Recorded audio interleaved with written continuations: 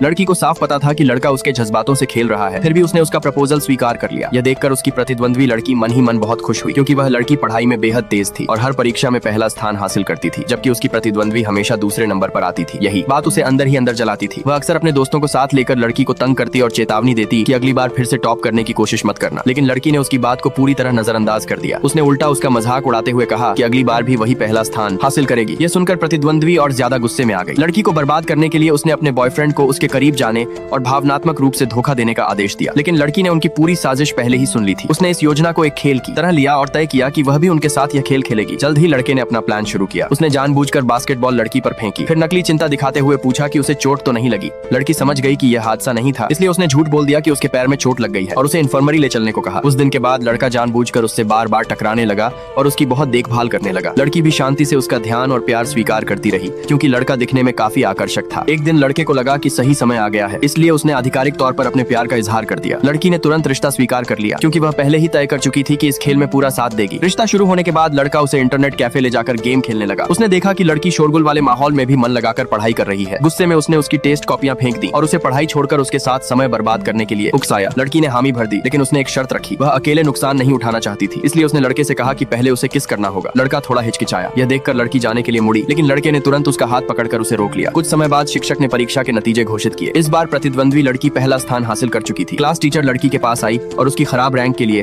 उसकी लगातार गैर हाजिरी को जिम्मेदार ठहराया। सहपाठी भी फुसफुसाने लगे कि लड़के ने उसे बिगाड़ दिया है। प्रतिद्वंद्वी बेहद खुश थी, क्योंकि उसे लगा कि उसकी योजना सफल हो गई, लेकिन सच यह था कि लड़की ने जानबूझकर खराब नंबर हासिल किए थे। वह लड़के का इस्तेमाल करके अपनी प्रतिद्वंद्वी से बदला लेने वाली थी। स्कूल के बाद लड़की ने लड़के को अपने जन्मदिन का जश्न साथ मनाने के लिए बुलाया। उसका असली मकसद था लड़के को अपने प्यार में पूरी तरह डुबो देना और प्रतिद्वंद्वी के अंदर बेचैनी पैदा करना। हर दिन साथ रहने के दौरान लड़का धीरे धीरे अपनी असली गर्लफ्रेंड को भूलने लगा। वह सच में लड़की से प्यार करने लगा था। प्रतिद्वंद्वी ने भी दोनों के बीच बदलते रिश्ते को महसूस कर लिया। वह पहले लड़की को चेतावनी देना चाहती थी कि लड़के से दूर रहे, लेकिन उसे डर था कि अगर लड़की दोबारा पढ़ाई पर ध्यान देने लगी तो वह फिर से पहला स्थान छीन लेगी, इसलिए वह चुपचाप मुड़कर चली गई। एक दिन लड़की स्कूल नहीं आई। प्रतिद्वंद्वी ने मौका देखकर लड़के के करीब जाने की कोशिश की, लेकिन लड़का अनजाने में उससे दूरी बनाने लगा, क्योंकि पहले जब भी वह दूसरी लड़कियों के करीब जाता था, लड़की पूरी तरह पढ़ाई में डूब जाती थी। धीरे धीरे उसे दूसरी लड़कियों का साथ पसंद ही नहीं आने लगा। प्रतिद्वंद्वी गुस्से से भर उठी और उसने पूछा कि क्या वह सच में लड़की से प्यार करने लगा है। लड़के ने ठंडे स्वर में जवाब दिया, ये मत भूलो कि तुम्हें पहला स्थान कैसे मिला था। अब तुम्हें मुझसे सवाल पूछने का कोई हक नहीं है। उसकी बेरुखी देखकर